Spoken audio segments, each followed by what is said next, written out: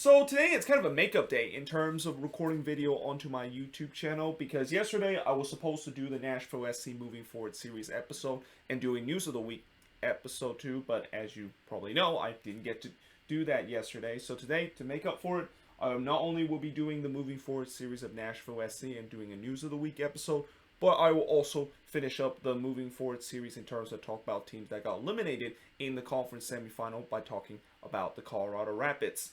So with Nashville SC this season, there's no doubt that they did not suffer a sophomore slump. I mean, there was definitely question coming into this season that, after a successful expansion year, can they, of course, build on it? And especially with how they are being a very defensive-oriented team, will it sustain throughout a full 34-game season? Because it's one thing to do it in a shortened 23-game season, but can you do it in a full 34-game season? Well, not only the fact that they answered that with a resounding yes, but they turns out to be one of the hardest team to beat in MLS history. I mean, this season, they've only suffered 4 losses, which I'm not sure if that's the fewest loss any team has ever suffered throughout an entire season. I mean, I'm pretty sure it definitely is if we were going to go with a 34-game season because, again, I mean, this team, they just always find a way to get some points. Though, that being said, they do have the mark of this season of being a team that have drawn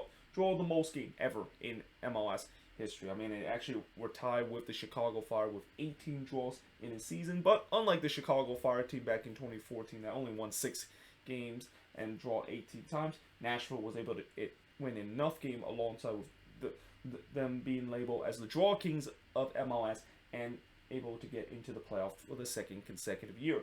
But as I said, the record for them this season was 12-18-4, and they finished with 54 points. They scored 55 goals this season, which is definitely a lot for a Nashville SC team. Consider, last season this was the biggest weakness of this team. Like, they just could not score goals because they don't really have a true number 9 or even a potentially true number 10 in their team until they realized that Hani Mukhtar was actually very decent and decided to have this breakout year this year.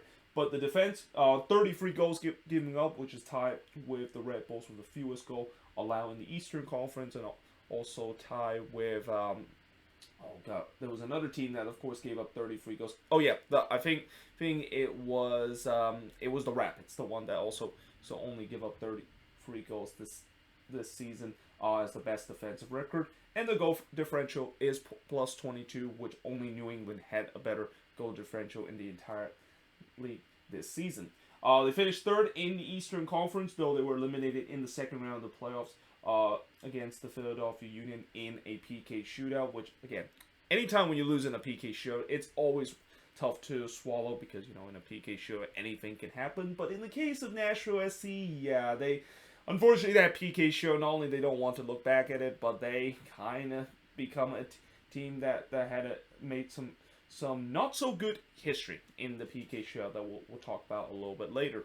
But in terms of the top goal scorer this season, Hani Mukhtar, unsurprisingly top goal scorer with 16 goals. And if it wasn't for Carlos Hill having an incredible year with New England, you could say that Hani Mukhtar should deserve MVP. And if you just look at the stats itself, you would say Hani Mukhtar should have won MVP. Like, he's the only one of 2 players that was able to register double-digit goals and double-digit assists. I think only Albert Rusnak was the other player that was able to do so. But what a year Hani Mukhtar has been, and there was definitely some criticism last season, especially the fact that not only Mukhtar was having trouble staying healthy, but it didn't look like he was going to be that DP kind of player that Nashville SC kind of got right. Boy, this season it has completely been different. Like, he has been not only worth every penny that they paid for him in the expansion year, but he has blossomed in a way that maybe even exceed what Nashville SC thought that Hani Mukhtar could be capable with this team.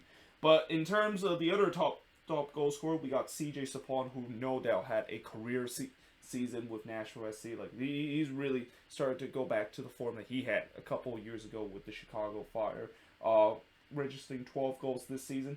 Then you got Randall Leal with 8 goals this season, followed by Alex Milo and Walker Zimmerman with 3 goals to finish the top 5 goal scorer of this team.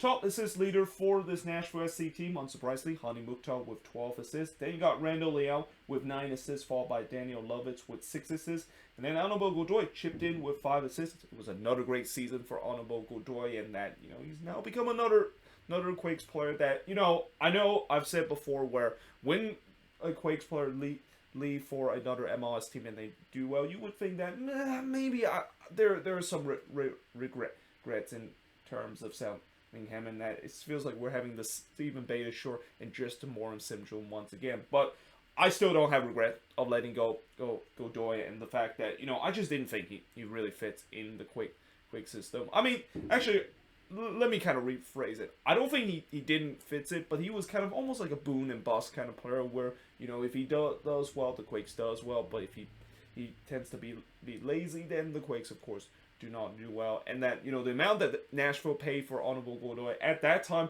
I thought the Quakes would have won the trade, because that was an incredible, insane amount that they get a guy that doesn't really have a lot of upside, but boy, he has proved me wrong, and that is just another example that maybe some player fits in a different system, and that they have a change of scenery, things could go much better. And again, I don't have regrets, because in that situation, I feel like the Quakes make the right move. Plus, when you also look at this Quakes team, I don't think they really miss Honorable Godoy, considering when you look at their midfield, they have some good replacement for his midfield. Like guys like Judson, I think arguably is just as good as Godoy, and then recently signing Jan Gregovic, who I don't know if he's going to be like the replacement for Honorable Godoy, but he's definitely capable, of course, to do so. So again, I don't think the Quakes will miss Godoy, and that trade that they made a couple of years ago turns out to be not in their favorite.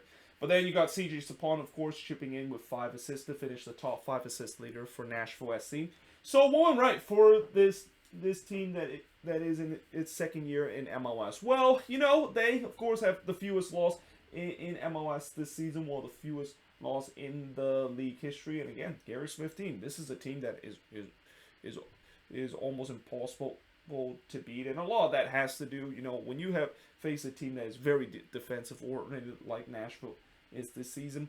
It's going to be tough to try to score goals and of course win games. But the other thing that makes it tough to beat this Nashville team is that they will not back down, even though they are in a losing position. Like this season, one of the things that Nashville did, and especially in the early part of the season, is that they had so many comeback performance, and that you can maybe criticize them for always finding himself dig down a hole, and I'm pretty sure Gary Smith have talked about multiple times how he's kind of frustrated the fact that his team always find himself down like 1-0 very early, or find themselves in a 2-0 hole in the first half and have to dig themselves out of it. But you can't question the resiliency of this team, able to come back from those performances time and time again. Like there's not a lot of teams that are able to show that capability of coming back. I mean, there are some teams that can show it maybe once or twice a season, but this team, it was insane how they were almost doing it every single week. And that, again, that's kind of one of the reasons why this team didn't really suffer a lot losses, because they just refused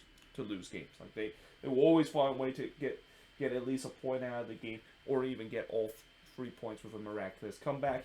And then the last thing went right for this team. I mean, as I mentioned, Hani Mukhtar, what a breakout season he has had. And again, he probably could have won the MVP if Nashville actually gone a little bit deeper in the playoffs. I mean, I know people will say Carlos Hill was pretty much inked to be the MVP, but I argue that might not be the case, especially with New England suffering early playoff exit, and that, Nashville, especially near the end of the season, Hani Mukhtar was carrying this team. Like, literally, I think the last 5 goals that Nashville would score, if you include the playoffs, was scored by Hani Mukhtar. That just shows you how important he is to this team. And when you have a guy that is just carrying a team and able to guide them all the way, maybe even to MLS Cup, I mean, it's hard to make that argument of him not being MVP, even though I know the MVP award kind of stopped during the regular season. But even in the regular season, he was doing well, and especially down the stretch, he was still the only goal scorer of this team, and was really just carrying this team to stay up there in terms of the top 4 position of the Eastern Conference. So yeah, but what went wrong for this team? Well, one thing that of course went wrong is too many draws. And as I said before, even though they had to show a lot of resilient performance, there's going to be some that will say that they of course shouldn't have been finding themselves down way too often, or even giving up some late goals. I mean, there's been times where even though Nashville showed the resiliency, they do also had some times where they gave up late goals to draw points, and I think that happened more often near the end of the season. But yeah, if you're a Nashville fan, I mean, it's great to see your team show some resiliency, but it's kind of frustrating the fact that your team has always suffered a draw throughout the games, and I've also said this before many times on my channel. It's great to of course get draws when you of course are playing on the road and get a point on the road, but when you're also getting draws at home and you're basically dropping points while other teams around them are getting wins, that's not a good thing. And that's kind of the reason why Nashville wasn't able to finish as one of the top team in the East. Like, I mean, well, I know they're probably not going to finish top team in the East because New England basically owns the Eastern Conference and owned MLS in the regular season last year. But this team should have been a short fire second place team if they did not drop a lot of those points because of draws, and they kind of invite a couple of teams below them to trying to get that second position once again, and unfortunately that's exactly what happened, allowing the Philadelphia Union to leapfrog them in the second position and them having settling for third place, which, being the third seed, it's not a bad thing because even if you finish second, you still have to play in the first round. But the good thing about being the second seed is that, if you are a team, if you are a team in the second seed, you're the next in line in terms of potentially hosting a conference final game or even an MLS Cup game, depending on if the top seed does slip up. And from what we saw this season, yeah, both top seed slipped up, and even both second seed did not get into get to the final game of the season. In fact, both NYCFC and the Portland Timbers, I think both of them were actually the number 4 seed. So that's really a very low seed for an MLS Cup battle, but it just shows you that, this season in the playoffs, anything can of course happen, and just because you're one of the top seed doesn't mean you are going to guarantee yourself to make it to MLS Cup. The goals, of course, were started to dry up near the end of the season. So a lot of the 55 goals that Nashville scored has to do during in the beginning of the season when they had those miraculous comeback, but also during the middle of the season when they were flat out the best team in one of the best team, because New England was still just running rampage. But you could argue that they were maybe even better in New England in some day because they were just getting wins left and right. But unfortunately, that goal started to dry up as we get to near the end of the season, and this is also when basically we have only Hani Mukhtar, the only one that scores the goal, because we only have one goal scored to of course score the goal and become one-dimensional.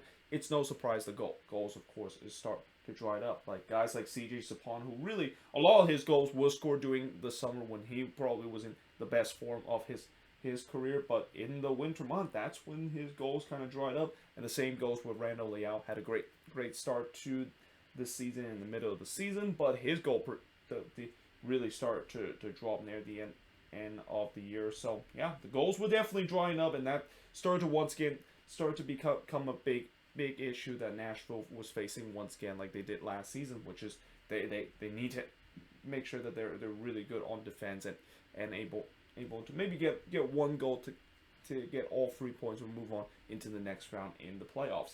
And then of course the PK shootout. Yeah, I mean, they unfortunately will be labeled as one of the team that would fail to convert in a PK shootout or score a goal in a PK shootout. I think they're the third team to do so, after I know the Quakes were one of those teams last season wasn't able to convert a PK goal against Sporting KC. But this is kind of embarrassing in a way where I think with them missing like 4 PKs, and most of these PKs weren't even close whatsoever. Like, at least I will say with the Quakes, as much as I know they also did not do a good job in terms of scoring a goal in a PK show, they were going against the best PK shootout goalkeeper in the league in Tim Melia. And although Andre Blake is equally as good, some of these PK were just basically not even close. And I think there was 2 of them even went off target.